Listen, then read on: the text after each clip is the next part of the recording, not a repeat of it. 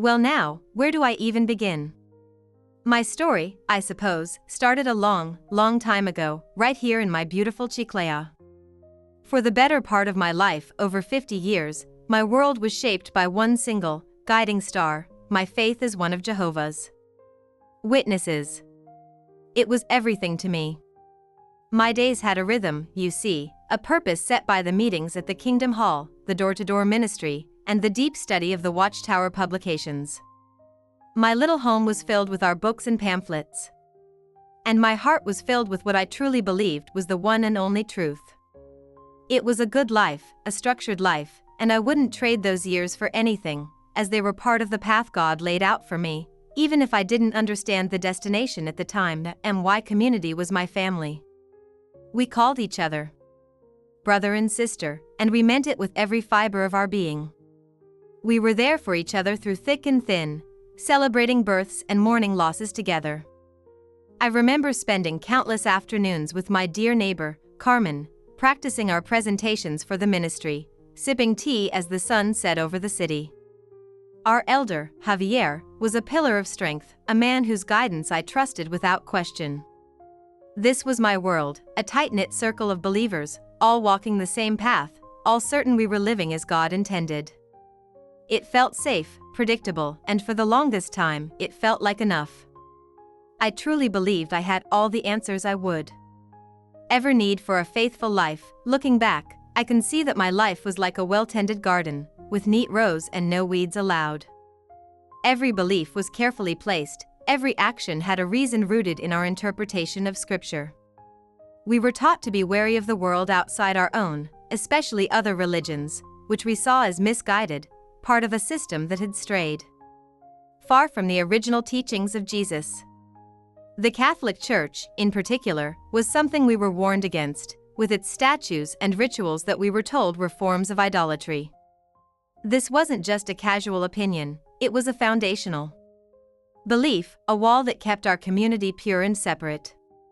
I held this belief firmly, defending it with a sincere heart because I genuinely thought it was the righteous path. My daughter, my sweet Sophia, she was part of this world, too, for a while.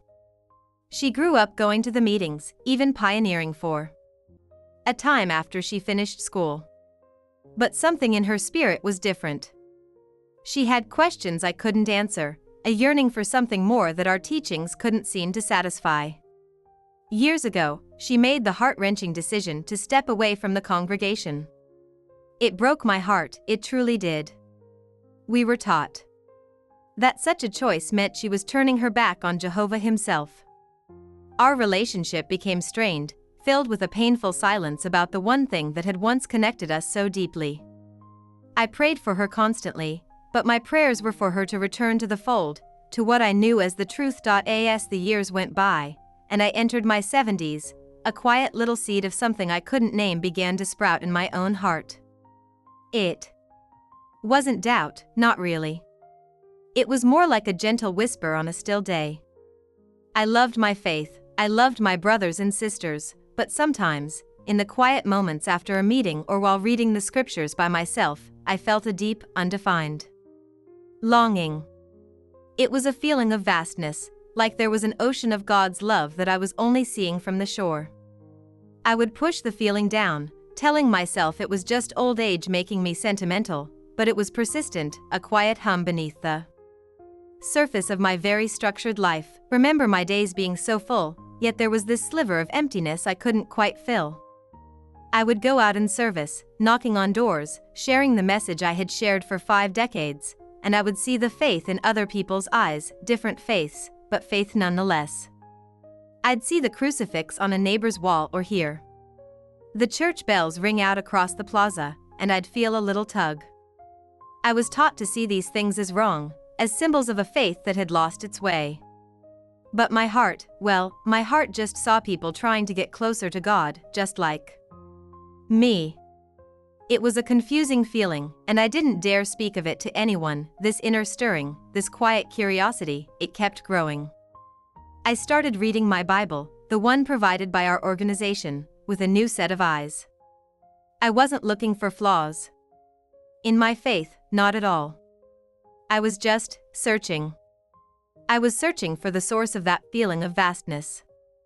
I wanted to understand the full scope of God's mercy, a concept that sometimes felt a little limited within our strict rules and regulations. The idea that salvation was only for a select few began to feel smaller than the God I was starting to feel in my heart. My world was so defined, but I was beginning to wonder what lay just beyond the borders I had lived within for so long. It was a slow, subtle shift, one that even I didn't fully recognize at first. It was in the way I looked at the world, in the way I prayed. My prayers became less about asking for strength to stay on the narrow path and more like a quiet conversation, asking for understanding, for wisdom. I felt like a little girl again, looking up at a sky full of stars and realizing I only knew the names of a few constellations.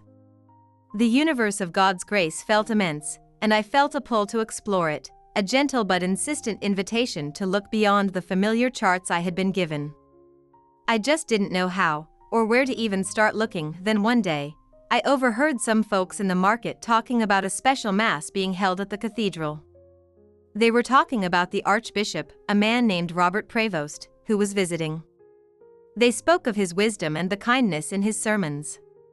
Normally, I would have just tuned it out, another piece of worldly chatter. But that day, the name stuck in my head. A Catholic Massachusetts. An archbishop. It was the furthest thing from my world, something I had been taught to avoid my entire life. But that little whisper in my soul, that quiet yearning, it suddenly had a focus. A thought, so foreign and startling, popped into my head. What if I just went to listen? It felt like a crazy idea, a betrayal even. What would the elders say? What would Carmen think? I could be disfellowshipped for even setting foot in a church. But the thought wouldn't leave me alone. It wasn't about leaving my faith. In my mind, it was about understanding God more. It was a simple, frightening, and powerful curiosity. What could be so dangerous about listening to a man talk about God? This question became the hook, the turning point. It was a small step. A decision made in the quiet of my own heart, but it was a step that would send ripples through the entire foundation of my life. I decided I would go. I had to know. The decision to go to the cathedral felt like a monumental secret. For days leading up to it, I was a bundle of nerves. Every time I saw one of my brothers or sisters from the Kingdom Hall, I felt a pang of guilt, as if they could see right through me. The teachings of my whole life were screaming in my head, warning me of the great harlot, of pagan rituals and false doctrines. I pictured the statues, the incense, the things I had been taught were an abomination to Jehovah. Part of me wanted to back out, to stay in the safe, familiar world I knew. It would have been so much easier to just close the door on that curiosity and go back to my routine. But the pull was stronger than the fear. The day of the Mass, I dressed in my plainest clothes, hoping to be invisible. Walking towards the cathedral felt like stepping into another country. The sounds, the smells, it was all so different from the quiet, unadorned simplicity of our Kingdom Hall. I almost turned back a dozen times. My heart was pounding in my chest, a real hold your horses moment for an old woman like me. I felt like a spy, an intruder in a sacred space that wasn't meant for me. I slipped into a pew at the very back, my head bowed, hoping no one would notice the out-of-place little lady who clearly didn't know when to stand, sit, or kneel. The sheer size of the place, the echoes, the art, it was overwhelming. Then, he began to speak. Archbishop Prevost. He wasn't loud or theatrical. He had a gentle but firm voice that seemed to reach every corner of that grand cathedral. He spoke about grace. Not as something to be earned through works and obedience, but as a free and boundless gift. He talked about God's mercy not as a limited resource for a chosen few, but as an ocean, waiting to welcome anyone who turns to Him. He spoke of Christ's presence, not just as a historical event or a future promise, but as a real, living reality. In the Eucharist, every word felt like it was aimed directly at my heart, answering the very questions I had been too afraid to even form into words. His homily, his sermon, it just washed over me. He used a simple story, an analogy about a father who never stops waiting for his child to come home, no matter how far they've strayed. It wasn't a story I hadn't heard before, but the way he told it, the way he connected it to the love of God. The Father, it broke something open inside me. I found tears streaming down my face, not of sadness, but of a profound, earth-shattering relief. It was as if a heavy weight I didn't even know I was carrying had been lifted. The God he spoke of was so big, so loving, so merciful. It was the God my soul had been yearning for, the God of that vast ocean I had only glimpsed from the shore, left that cathedral in a daze. The world outside seemed different, brighter somehow. I went home and, for the first time, I picked up my Bible without the lens of the Watchtower publications. I just read. I read the Gospels, the letters of Paul, and I compared them with the words I had just heard from Archbishop Prevost. And there it was. The grace, the mercy, the centrality of Christ's sacrifice. It wasn't that my old faith was entirely wrong. But it felt incomplete, like a beautiful picture that was missing its most important piece. A seed had been planted that day, and I knew, with a certainty that both thrilled and terrified me, that my life was about to change. Of course.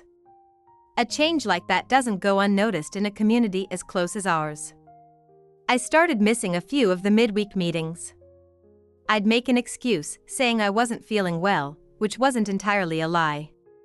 My spirit was in turmoil. My neighbor, Carmen, was the first to notice. She'd pop by with some soup, her eyes full of concern. "Margaret," she'd say, "we've missed you at the hall. Is everything all right, sister?" I would just nod and thank her, but I couldn't bring myself to tell her what was really going on in my heart and mind. The deception, small as it was, felt heavy. I was trying to live in two different worlds, and I could feel the ground beneath me starting to split. Then Javier, one of the most respected elders in our congregation, paid me a visit. His visits were usually a source of comfort, but this time, it felt different. It felt like an interrogation, albeit a gentle one. He asked about my personal study, if I was keeping up with the readings, if I had any doubts or concerns he could help me with.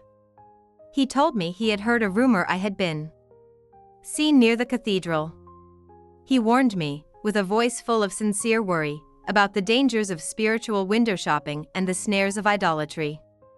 He was trying to guide me, to pull me back from the cliff's edge, but all I could hear were the words of Archbishop Prevost about a grace that sets you free. The pressure began to mount.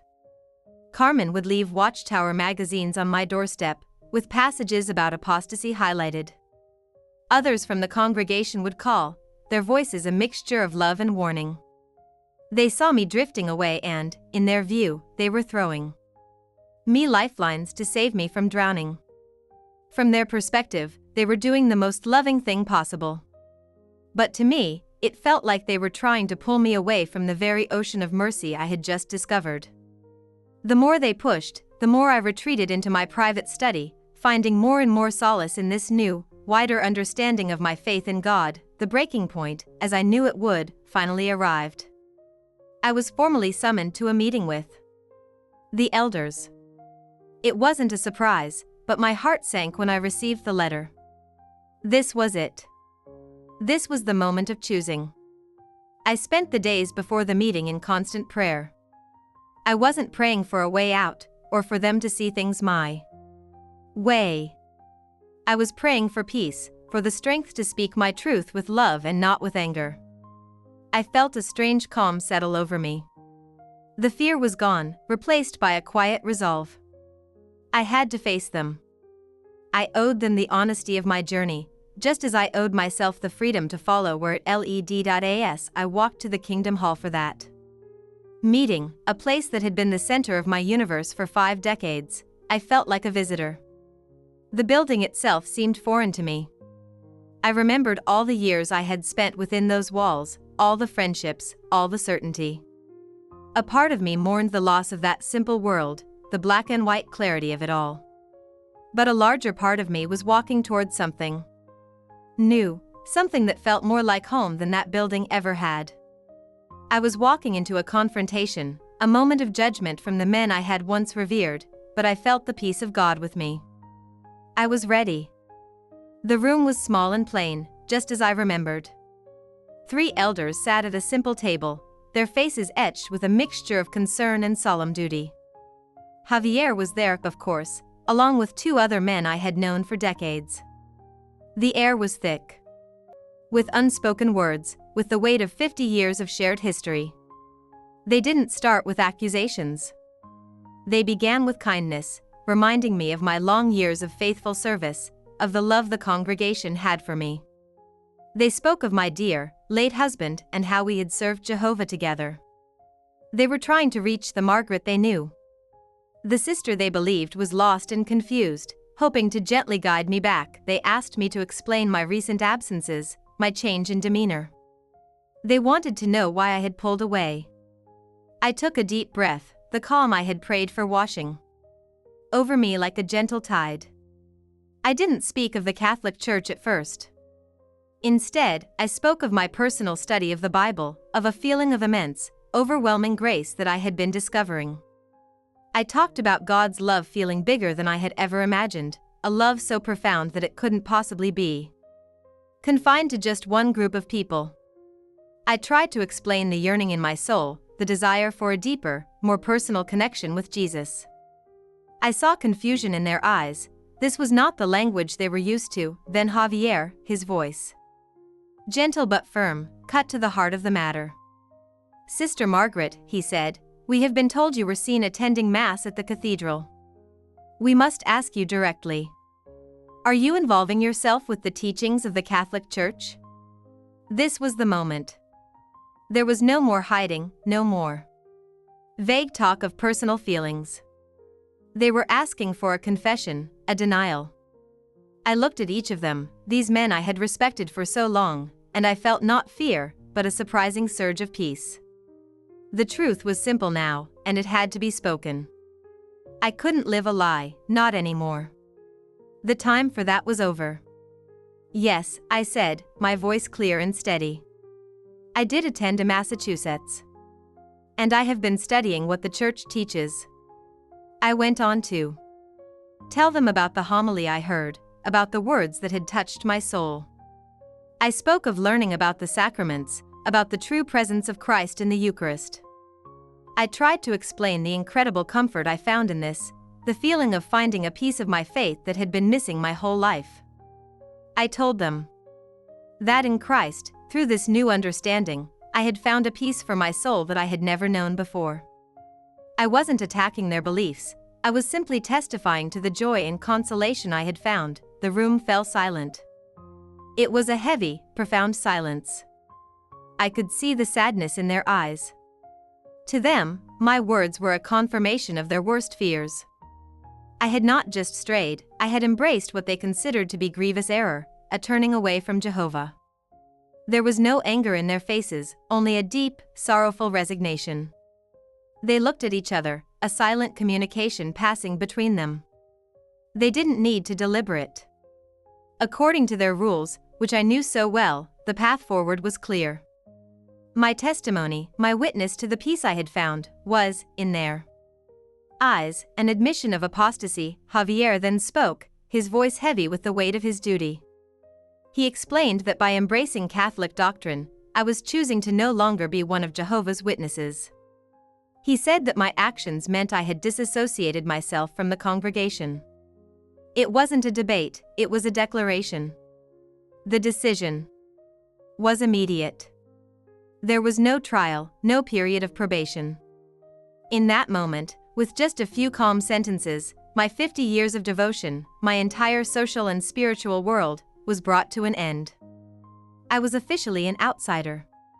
The ties were severed, just like that, and in that moment, as the words "you are no longer one of us" hung in the air, I expected to feel a crushing wave of grief, of loss, of terror.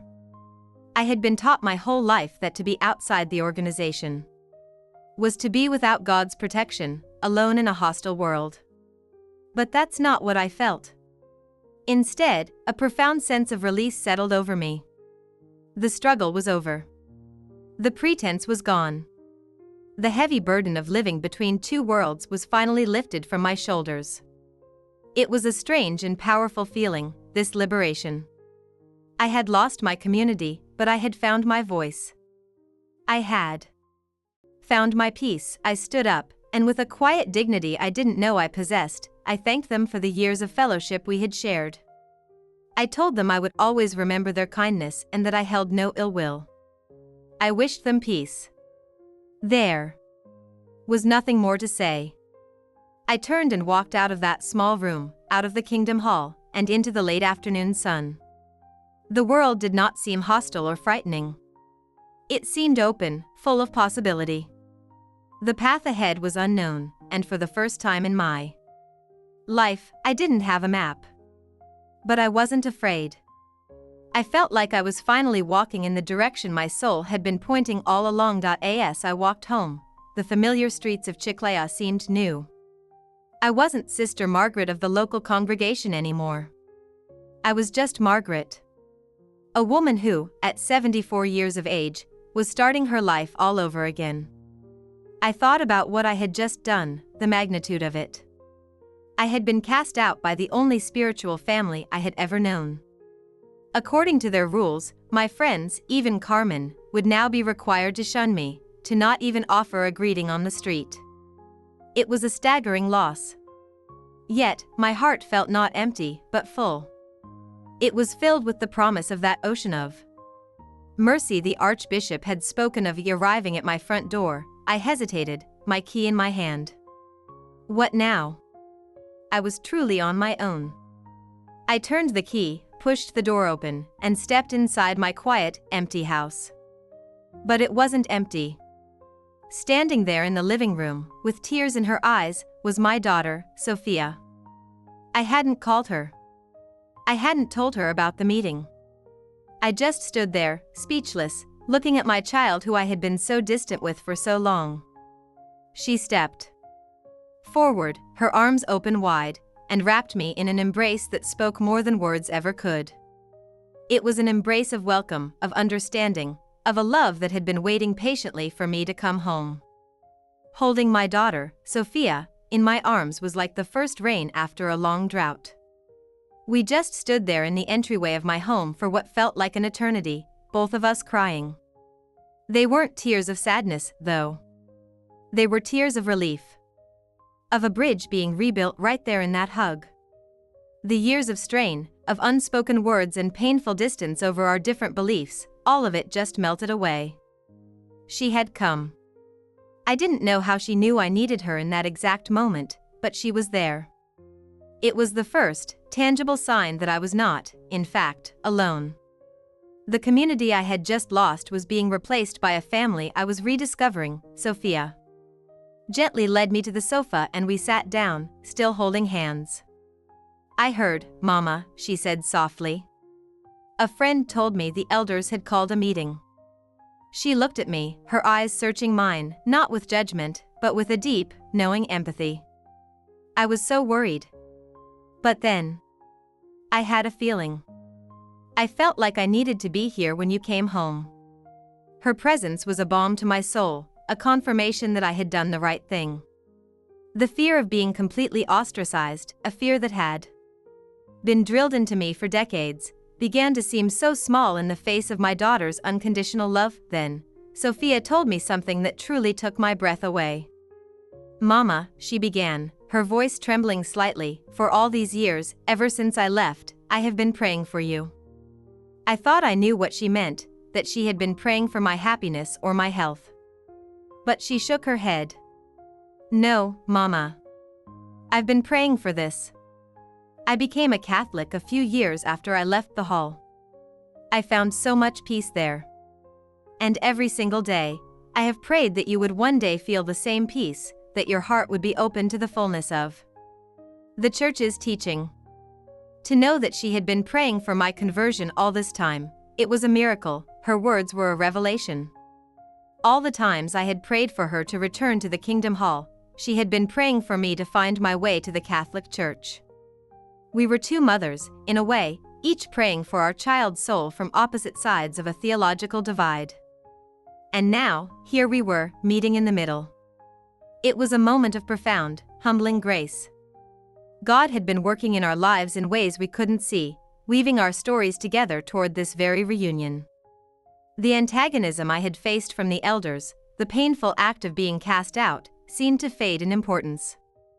All that mattered was this new, shared foundation with my daughter. In the days that followed, Sophia became my guide. She answered my endless questions about the Catholic faith with patience and joy. She explained the rosary, the meaning behind the statues, the lives of the saints, and the deep, beautiful mystery of the Massachusetts. It was like learning a new language, a language my soul already seemed to understand. The things I had been taught to fear and mistrust were revealed to be beautiful pathways to God, rich with history and meaning. The statues weren't idols, they were reminders of the heroes of our faith. The rituals weren't empty, they were sacred acts that connected us to 2,000 years of believers. The transformation in my daily life was immediate and profound. The constant pressure to count my hours in service, to meet expectations, to police my every thought for fear of displeasing the elders or Jehovah, it was all gone. In its place was a sense of freedom and quiet devotion. My prayer life changed completely. It became less formal, more conversational. I would sit in my little garden, a string of rosary beads in my hand, a gift from Sophia, and just talk to Mary, asking her to lead me closer to her Son. The fear that had been a constant undercurrent in my old life was replaced by a deep and abiding trust in God's mercy. God, of course, there was still pain. Seeing my old friends, like Carmen, in the market was difficult. She would avert her eyes, turning her cart to go down a different aisle, just as she had been instructed to do. It stung, it truly did. That was a real gut punch. Each time it happened, it was a fresh reminder of the world I had lost. But the hurt was overshadowed by the new world I was gaining. For every friend who now shunned me, Sophia introduced me to two new friends from her parish. Welcoming men and women who were eager to hear my story and embrace me as one of their own. My house began to change, too. The stacks of Watchtower magazines were respectfully packed away. In their place, Sophia brought me a beautiful crucifix to hang on the wall and a small statue of the Blessed Mother for my nightstand. At first, it felt strange, seeing these images in my home after a lifetime of believing they were wrong. But soon, they became sources of great comfort. They weren't objects of worship. They were focal points for prayer, tangible reminders of the invisible grace that now filled my life. My home, once a bastion of one set of beliefs, was slowly but surely becoming a Catholic home. The conflict that had defined my life for the past few months, the tension between my old faith and my new discovery, was finally over. The battle had been fought not with anger or argument, but with a quiet testimony of the heart. The antagonist, which was never really a person but a set of rigid beliefs that kept God in a box, had lost its power over me. I was no longer defined by what I was against, but by what I was for, a faith built on love, mercy, and the real presence of Jesus Christ in His church. The storm had passed, and the peace that followed was more beautiful than I could have imagined. My daughter and I started attending Mass together every Sunday at the same cathedral where my journey had begun. To walk in there, not as a fearful intruder, but as a daughter coming home, with my own daughter by my side, was a joy beyond words. Each Mass felt like a drink of cool water for my thirsty soul. I was preparing to be formally received into the church, going through the RCIA process, which, for a woman my age, was quite the experience. I was the oldest one in the class, a senior in more ways than one, you could say. And I was loving every minute of it. My reception into the Catholic Church was one of the most beautiful days of my life. To be there, surrounded by my new parish family and with Sophia holding my hand, felt like the culmination of my entire journey. At 74 years old, I was finally home. The peace I had been searching for my whole life, that gentle whisper that had called to me for so long, had led me right here. The emptiness I used to feel, that little sliver of something missing, was now filled to overflowing. It was filled with the grace of the sacraments, the love of the community, and the profound mystery of the Eucharist. It's a funny thing, to spend your whole life thinking you're on the right path, only to find that God had an even more beautiful one waiting for you just around the bend. And why new life is so rich. I've found a wonderful sense of belonging in my parish. I joined a ladies' group that knits blankets for newborn babies at the local hospital. Can you believe it? Me, who used to spend my afternoons practicing sermons, now sitting with other ladies, laughing and sharing stories as we knit. It's a different kind of service, a quiet, humble service, but it feels just as meaningful. I've learned that serving God isn't always about knocking on doors. Sometimes it's about warming a newborn baby or offering a kind word to a struggling neighbor. God's work is done in so many ways, big and small. I often think about that man, Robert Prevost, the Archbishop whose words were the spark that lit this fire in my soul. I followed the news about him over the years, and you can imagine my surprise, my utter astonishment, when I heard that he had been elected Pope after Pope Francis passed away. Pope Leo XIV. The humble archbishop from my own Chiclayo, the man whose voice had reached into the back of the cathedral and changed my life, was now the shepherd of the entire Catholic world. It just goes to show you how God works in such mysterious and wonderful ways. A man's simple act of faith, a single homily, can send ripples out into the world that change lives forever. My relationship with Sophia has been completely reborn. We are closer now than we have ever been. We share a bond that goes beyond just mother and daughter. We are now sisters in Christ, sharing the deepest parts of our souls. We talk for hours, we pray together, we laugh together. The years of painful silence are a distant memory. I see now that her leaving the congregation wasn't an act of rebellion, but an act of faith. She was following her own path home to God, and she patiently waited and prayed for me to find mine, too. Her quiet, steadfast love was one of the greatest gifts God has ever given me. Looking back, I don't hold any bitterness towards my old friends in the Kingdom Hall. I truly don't. I understand that they acted out of love, from their own conviction and their own truth. I pray for them. I pray that they too might one day experience the boundless, non-exclusive mercy of God. My story isn't about one religion being right and another being wrong. For me, it was a personal journey of expansion, of my heart growing to embrace a bigger picture of God's love. It was about moving from a faith of rules to a faith of relationship. It's a journey I believe we are all on, in our own ways, and I suppose if there's one thing I've learned from all this, it's that it's never ever too late to change. It's never too late to listen to that little whisper in your heart. We can get so set in our ways, so certain that we have all the answers. But God is always bigger than our understanding. He is always inviting us into a deeper relationship, into a greater adventure of faith. You just have to be willing to take that first, scary step into the unknown. Whether you're 17 or 74, the invitation is always there. Don't be afraid to answer it. You never know what beautiful new lands He has waiting for you. So, my story ends here, but it also begins here. Every day is a new discovery, a new lesson in grace. I am Margaret, a child of God, a daughter of the Church, and I have found my peace. I have found my home. And my heart is so full. Perhaps my story has resonated with something in your own heart. Have you ever felt a similar stirring, a pull towards something you couldn't explain? I'd love to hear you share your own thoughts in the comments. It's in sharing our journeys that we realize we are not so different, and none of us are ever truly alone. I want to thank you for listening to this old woman's story. It means the world to me to be able to share it. My hope is that it might offer a little bit of encouragement to anyone out there who feels like they might be at a crossroads in their own life, spiritual or otherwise. Trust that feeling. Follow that pull.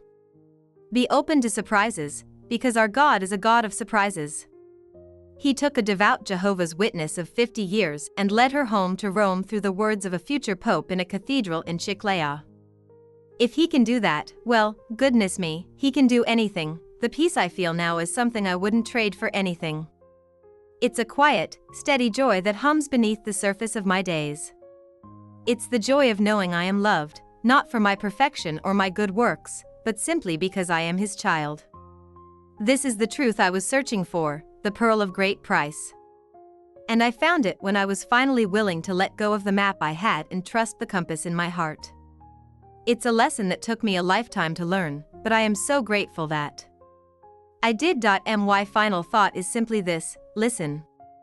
Listen to the world around you, listen to the people you meet, and most importantly, listen to that still, small voice within your own soul.